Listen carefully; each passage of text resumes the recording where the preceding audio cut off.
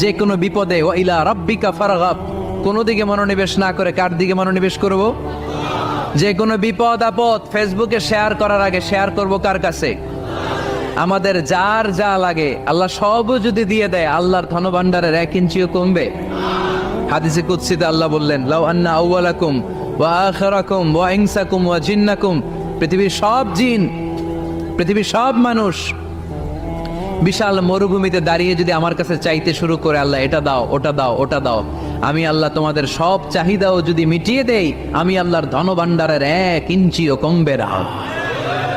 এজন্য চাইবো কার কাছে?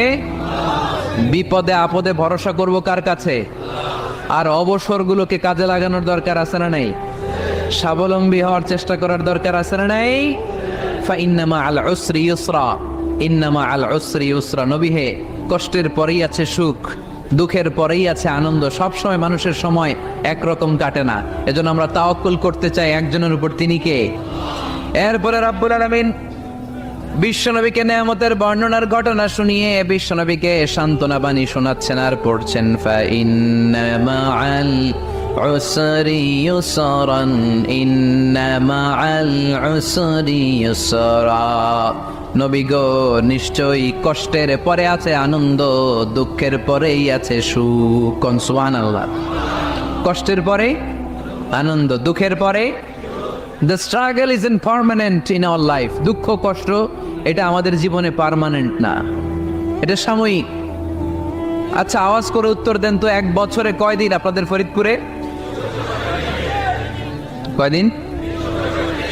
365 দিন। গত 365 দিনে না খেয়েছিলেন কয়দিন? 20 দিন, 30 দিন। তার মানে অল্প কিছুদিন না খেয়েছিলাম, সারা বছরই খেয়েছিলাম, ঠিক কিনা? আচ্ছা, তো 365 দিনে অসুস্থ ছিলেন কয়দিন? 4-5 দিন, কিংবা 20 দিন, কিংবা 1 মাস, কিংবা 56 দিন, কিংবা 65 দিন। তার মানে বাকি 300 দিন আরামে ছিলাম কি ছিলাম না? তার মানে আমাদের জীবনে দুঃখ বেশি না আনন্দ বেশি? সুখ বেশি না কষ্ট বেশি? এজন্য আল্লাহ বললেন, খবরদার, মুমিন কখনো হেরে যায় না, মুমিনের হারাবার কিছু নাই। মুমিনের জীবনে যদি আনন্দ আসে, মুমিন শুকরিয়া করে, শুকরিয়া করলে সওয়াব আছে না নাই? আর মুমিনের জীবনে যদি দুঃখ আসে, মুমিন সবর করে, ধৈর্য ধরে, ধৈর্যেও সওয়াব আছে না নাই? তাহলে আমাদের সব দিক দিয়েই তো লাভ। আনন্দের দিনগুলাতে শুকরিয়া করব, আর দুঃখের দিনগুলাতে ধৈর্য ধরবো, দুইটার মধ্যে সওয়াব আছে না নাই? রাউন শাকারা, মুমিন যদি আনন্দে থাকে সে শুকরিয়া করে, শুকরিয়া করলে লাভ আছে না নাই? ওয়াইন আসাবাতহু দাররাউন সাবারা, আর দুঃখে পড়লে সে সবর করে, ধৈর্য ধরে, ধৈর্য ধরলে সওয়াব আছে না নাই? তার মানে আমাদের হারাবার কিছু আছে। We have to go back to our Lord. আমাদেরকে আমাদের রবের কাছে ফিরে যেতে হবে। নাকি থেকে যাবেন? থাকবেন কে কে? কেউ থাকতে পারবো না। This is the nature of life.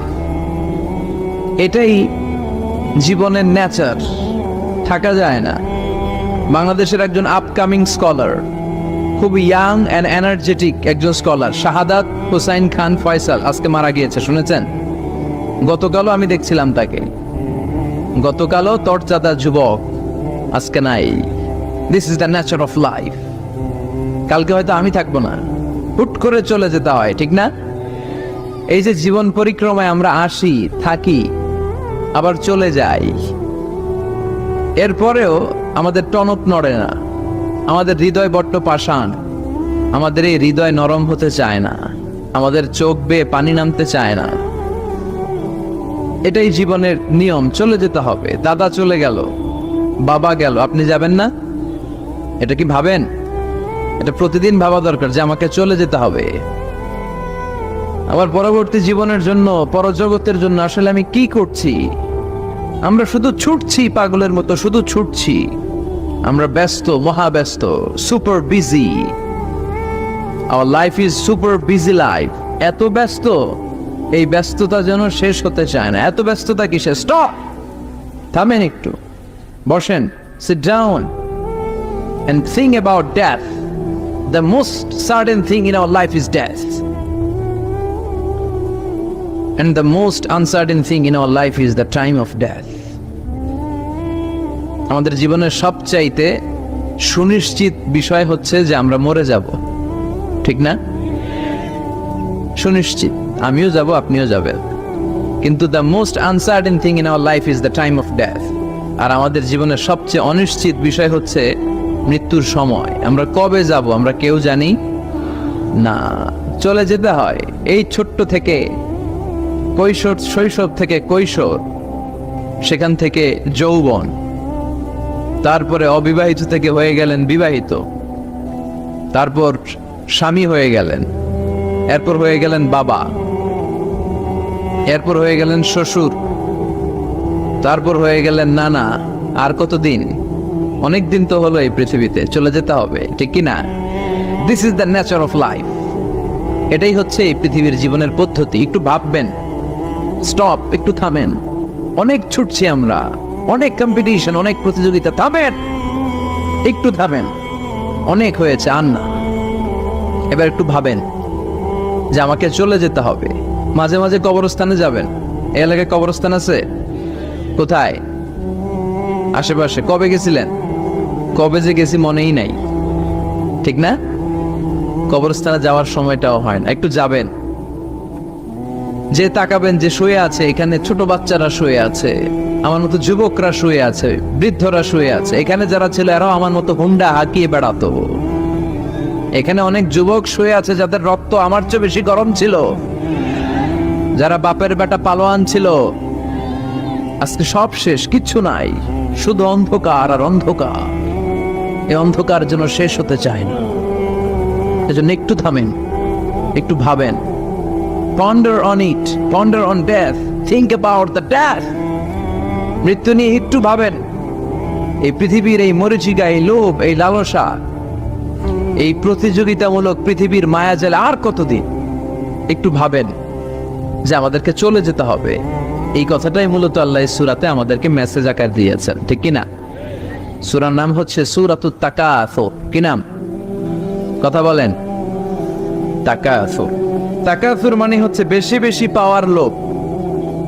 আরো লাগবে, খেতে পারে 5টা, হাতে নিয়ে রাখছে 10টা, কয় আরো দে। আছে না নাই? আমাদের দেশে বিভিন্ন দোয়া অনুষ্ঠান হয় না? দোয়ার পরে জিলাপি দেয়। আপনাদের এদিকে কি দেয়? জিলাপি দেয়। তো ছোট বাচ্চারা দেখবেন কয়েক জায়গায় জিলাপি দেয়, তো এদিকে 5টা নিচে, ওদিকে 5টা, ওর হাতে আর জায়গা হয় না, এরপর আরো নিতে গেছে ওই জায়গায়। আছে না নাই? এটা হচ্ছে মানুষের বৈশিষ্ট্য। মানুষ আরো চায়, যার আছে বেশি চায় বেশি। যার যত আছে তার তত চাহিদা। যার সাইকেল আছে সে হুন্ডা চায়, ঠিক কিনা? যার হুন্ডা আছে সে প্রাইভেট কার চায়, চায় না? যার প্রাইভেট কার আছে সে প্লেন চায়। একটা প্লেন যদি থাকতো আমার, খালি উঠতাম আকাশে। যার প্লেন আছে ও হেলিকপ্টার চায়, ঠিক কিনা? এই যে চাওয়া, আরো লাগবে, আরো আরো। যার 2 তলা সে 5 তলা বানাতে চায়, ঠিক কিনা? যার 4টা বাড়ি ও 8টা বাড়ি চায়, তাই না? এলাকার মেম্বার চেয়ারম্যান হতে চায়, চেয়ারম্যান এমপি হতে চায়, এমপি মন্ত্রী হতে চায়, মন্ত্রী কি হতে চায়? প্রধানমন্ত্রী হতে চায়। কিন্তু এদেশে অসম্ভব। কথা বলেন। এই দেশে সবাই প্রধানমন্ত্রী হতে পারবে? ঘুরে ফিরে 2-1 জন, ঠিক কিনা? তো যারাই প্রধানমন্ত্রীর আসনে বসে এই দেশে, আল্লাহ যেন তাদেরকে কোরআনের আলোকে এদেশ চালানোর তৌফিক দান করে। ইদানিং সময় দেখতেই পাচ্ছি যে মাননীয় প্রধানমন্ত্রী শেখ হাসিনা অনেক বিষয়ে জিরো টলারেন্সে রয়েছেন। I do appreciate such kind of initiative in Bangladesh. এখন দেখতে পাচ্ছি যে দুর্নীতি দমন কমিশন আগের চেয়ে একটু সচল হয়েছে, ঠিক কিনা? বিভিন্ন মন্ত্রণালয়ের কাজের যে স্পিড, এটা একটু বেড়েছে। এটা যেন লোক দেখানো না হয়, এটা যেন সাময়িক সময়ের জন্য না হয়, এটা যেন একটা কন্টিনিউয়াস প্রসেস হয়। তাহলেই বাংলাদেশের উন্নতি হবে। চিল্লায় বলেন ঠিক কিনা? আমরা জনসাধারণ, আমরা খেটে খাওয়া মানুষ, আমরা খুব বেশি কিছু চাই না। আমরা চাই নিরাপত্তা, আমরা চাই দুবেলা দুমুঠো খেয়ে পড়ে থাকার অধিকার, আমরা চাই কথা বলার স্বাধীনতা, আমরা চাই চিন্তার স্বাধীনতা, আমরা চাই আসল অর্থে স্বাধীনতা, চিল্লায় বলেন ঠিক কিনা? এরকম একটা দেশ যেন আমরা গড়তে পারি, আল্লাহ তৌফিক দাও। তাহলে যার আছে যত বেশি তার চাহিদাও তত বেশি। এজন্য বিষ্ণু বলেছেন উনজুর ইলা মান হুয়া আসফালা মিন, তোমার চেয়ে যে নিচে আছে তার দিকে তাকাও, তোমার চেয়ে যে উপরের দিকে আছে তার দিকে তাকিও না। উপরের দিকে তাকালে তোমার কষ্ট লাগবে, কিন্তু নিচের দিকে তাকালে তোমার শুকরিয়া আদায় করতে মন চাবে, ঠিক কিনা? শেখ সাদি রাহিমাহুল্লাহ নাম শুনছেন না? ওনার একবার আর্থিক ভাবে খুব খারাপ অবস্থা যাচ্ছিল, ওনার পায়ে জোতা ছিল না, কি ছিল না। তো উনি মন খারাপ যে হায়রে আমি এত বড় ইরানি কবি, আমি বালাগাল উলা বিকামালিহি কাশাফাত দুজা বিজামালিহি লিখলাম, ওটা বিশ্বব্যাপী আমার এত নাম দাম, আমার পায়ে জুতা নাই।